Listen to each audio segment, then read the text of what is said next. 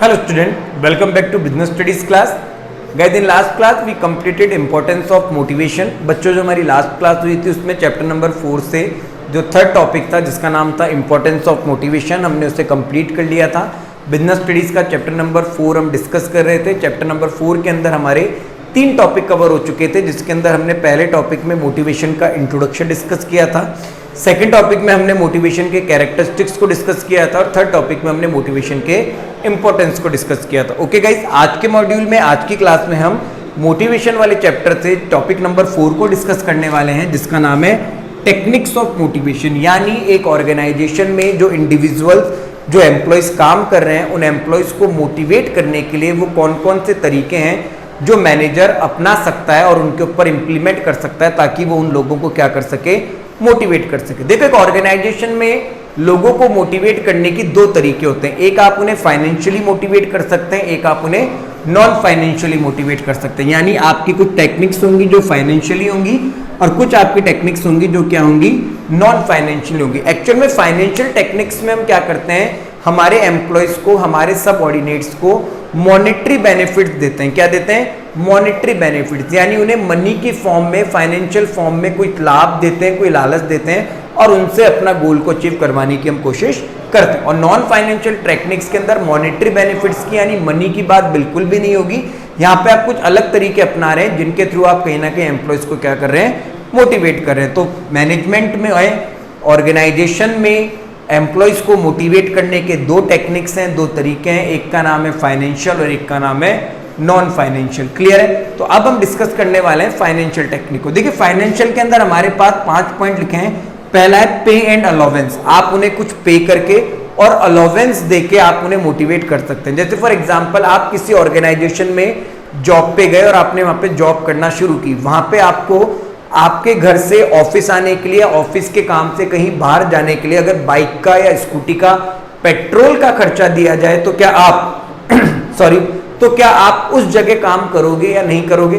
Definitely आप करोगे, क्योंकि आपका जो पेट्रोल का खर्चा है वो बच रहा है और उसे कौन पे कर रहा है? कंपनी पे कर रही है। तो आपको कंपनी ट्रेवलिंग का अलाउंस दे रही है। फॉर एग्जांपल, एक मोबाइल फोन आपको कंपनी की तरफ से दिया जाए और कंपनी आपको ये कहे कि आपको इसको कंपनी के ऑफिशियल कॉल्स को यूज करने के लिए लेना है। यूज जब भी करना है आपको जब आप कंपनी के ऑफिशियल कॉल कर रहे हो, इसका बिल है जो हम पे करेंगे। यार, आपके मोबाइल का खर्चा भी कौन उठा रही है?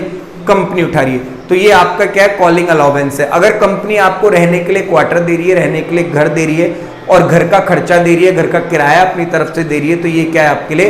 Home allowance. अगर कंपनी आपको ये सारे खर्चे दे रही है, सारे अलाउंस दे रही है, तो आप डेफिनेटली मोटिवेट हो जाओगे और ऐसी कंपनी के लिए अपना 100% देना चाहोगे और उसके लिए गोल अचीव करने के लिए आप हमेशा मेहनत करोगे। इंसेंटिव पे, अगर आप ज्यादा काम कर रहे हो आपको अगर आप ज्यादा काम कर रहे हो तो कंपनी आपको क्या देगी? इंसेंटिव देगी।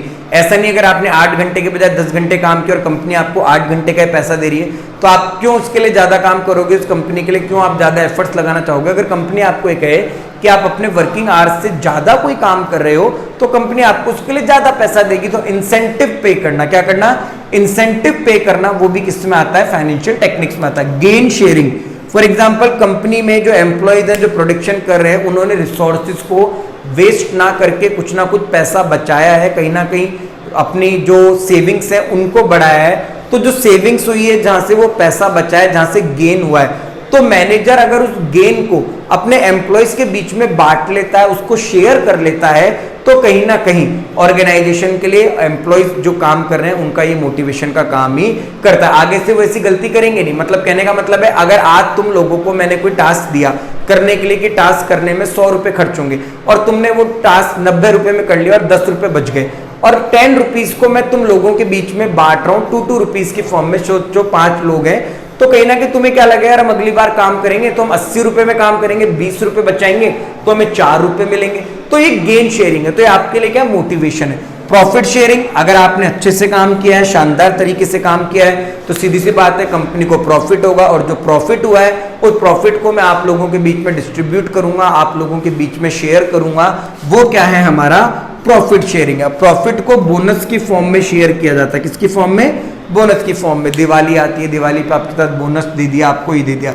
रिटायरमेंट बेनिफिट, मैं आपको कोई पेंशन प्लान दे दूं, जब आप रिटायर्ड हो तो मैं आपको प्रोविडेंट फंड का जो पैसा है वो दे दूं, बल्क में बहुत सारा पैसा दे दूं, तो कहीं ना कहीं आपको जब रिटायरमेंट बेनिफिट मिलेंगे किसी ऑर्गेनाइजेशन में तो आप डेफिनेटली वहां पे जाके काम करना पसंद करोगे। तो ये कुछ तरीके हैं जो फाइनेंशियली एक एम्प्लॉयज को मोटिवेट करते हैं। आप उसे अलग अलग तरीके के अलाउंसेस दीजिए, आप उनके ज्यादा काम का ज्यादा पेमेंट कीजिए, इंसेंटिव पे दीजिए, गेन शेयरिंग, आप उनके साथ जो उन्होंने बचाया उसमें से उसको शेयर कीजिए, प्रॉफिट शेयरिंग, आपको ज्यादा प्रॉफिट हुआ है तो आप प्रॉफिट भी उनके साथ बांटिए बोनस के फॉर्म में। रिटायरमेंट बेनिफिट, जब आपके ऑर्गेनाइजेशन को छोड़ के चल जाएंगे उसके बाद आप उन लोगों के लिए क्या कर रहे हो, वो सब रिटायरमेंट बेनिफिट के अंदर आएंगे। क्लियर है?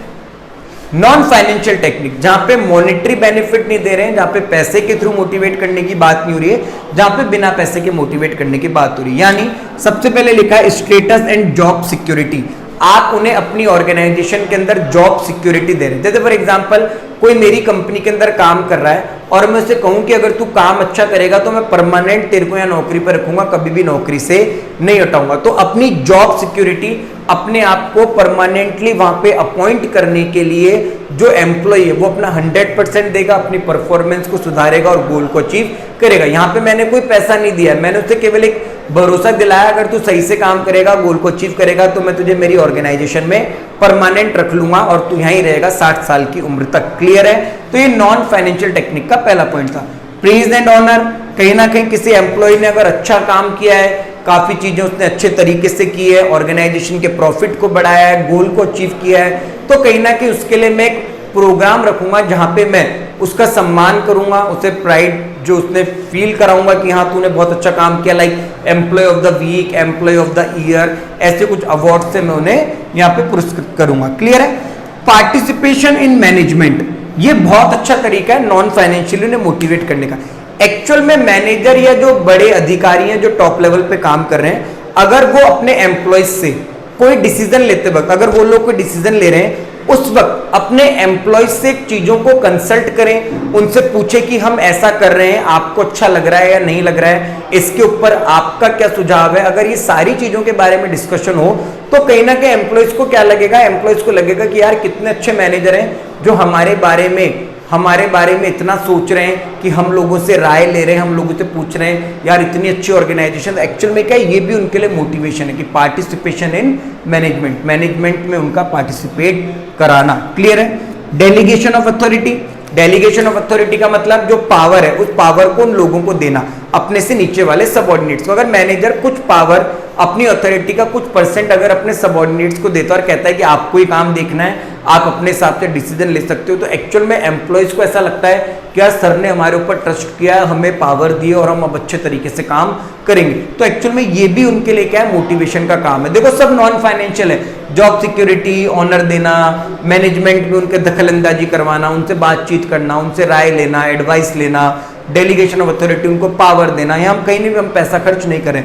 जॉब एक्सपेंशन, उनकी जॉब को बढ़ा देना, फॉर एग्जाम्पल प्रमोशन कर देना, जॉब को बढ़ा देना, उनकी जिम्मेदारियों को बढ़ा देना, ये भी क्या है, एक नॉन फाइनेंशियल तरीका। ग्रुप डिस्कशन, अगर कोई बात हो रही है, कोई चीज हो रही है तो ग्रुप डिस्कशन करना, उनके साथ बैठना, उनकी समस्याओं को सुनना, उनकी प्रॉब्लम्स को सॉल्व करना, उनसे राय लेना, एडवाइस देना, कुछ भी चीजें हंसी मजाक कर लेना। एक टी पार्टी रखी गई जहाँ पे सब लोग चाय पीने के लिए बैठ गए, लंच में सब लोग इकट्ठे होकर लंच एक साथ कर रहे हैं, तो ग्रुप डिस्कशन वगैरह जरूरी है। उन्हें मौके देना, उन्हें अपॉर्चुनिटीज देना, किसके लिए, डेवलपमेंट के लिए, वो खुद का विकास कर सके, खुद का डेवलपमेंट कर सके, उसके लिए उनको अपॉर्चुनिटीज देना और उनको मौके देना। वो किस में आएगा, अपॉर्चुनिटी फॉर डेवलपमेंट में आएगा। क्लियर है? कंपटीशन एंड चैलेंजेस, एम्प्लॉयज के बीच में अलग अलग तरीके के कॉम्पिटिशन्स को जनरेट करना, उन्हें अलग अलग तरीके के चैलेंजेस देना, कंपटीशन उनके बीच में जनरेट कर देना कि अब की बार इस हफ्ते जो सबसे ज्यादा सेल करेगा उसे एम्प्लॉय ऑफ द वीक का अवार्ड दिया जाएगा। तो क्या उस कंपटीशन को जीतने के लिए, अपने आप को ऑर्गेनाइजेशन में एक पोजीशन पे लाने के लिए वो कहीं ना कहीं अपने 100% तरीके के साथ काम करेंगे। हेल्दी एनवायरनमेंट देना, और एक ऑर्गेनाइजेशन में जो वर्किंग एनवायरनमेंट है उसे हेल्दी रखना। तो ये सब तरीके एक एम्प्लॉय को नॉन फाइनेंशियल तरीकों से मोटिवेट करने के थे, ये वाले फाइनेंशियल तरीके से थे। क्लियर है? तो एक एम्प्लॉय को ऑर्गेनाइजेशन के अंदर आप फाइनेंशियली भी मोटिवेट कर सकते हैं, अलाउंस वगैरह देके, इंसेंटिव देके, प्रॉफिट को शेयर करके, बोनस वगैरह देके, ये सब चीजें देके, और नॉन फाइनेंशियली के अंदर आप उनके स्टेटस, उनकी जॉब सिक्योरिटी मैनेजमेंट के अंदर पार्टिसिपेट करा के, उनको ज़्यादा पावर या ज़्यादा अथॉरिटी दे के, उनकी जॉब को बढ़ा के, ठीक है, उनके काम को बढ़ा के, प्रमोशन दे के, उनके बीच में कॉम्पिटिशन्स करवा के भी आप उन्हें मोटिवेट कर सकते हैं। आपका ओवरऑल फंडा ये है बेटा कि इतने सारे तरीके आप अपना के कहीं ना कहीं आप अपने एम्प्लॉयज़ की वर्किंग परफॉर्मेंस को अच्छा कर सकते हैं, सुधार सकते हैं, बड़ा कर सकते हैं और ऑर्गेनाइजेशन का जो भी डिजायर्ड ऑब्जेक्टिव है आप उसे अचीव कर सकते हैं। तो मोटिवेशन वाले चैप्टर में से हमने 4 टॉपिक कवर कर लिए हैं। मोटिवेशन का इंट्रोडक्शन, मोटिवेशन के कैरेक्टरिस्टिक्स, इंपॉर्टेंस और मोटिवेशन के टेक्निक्स। क्लियर है? नेक्स्ट क्लासेस के अंदर हम मोटिवेशन से जुड़ी हुई कुछ थ्योरीज हैं, उन थ्योरीज के बारे में डिस्कस करेंगे। 4 थ्योरी, उन 4 थ्योरीज के ऊपर अलग अलग फिलोसफर ने अपनी अपनी बातें लिखी है, उन्हें हम डिस्कस करेंगे। तो अभी हमने जो डिस्कस किया है वो टेक्निक्स ऑफ मोटिवेशन तक था। आई होप कि आप सभी को समझ आया होगा टेक्निक्स ऑफ मोटिवेशन तक। Okay students, thank you.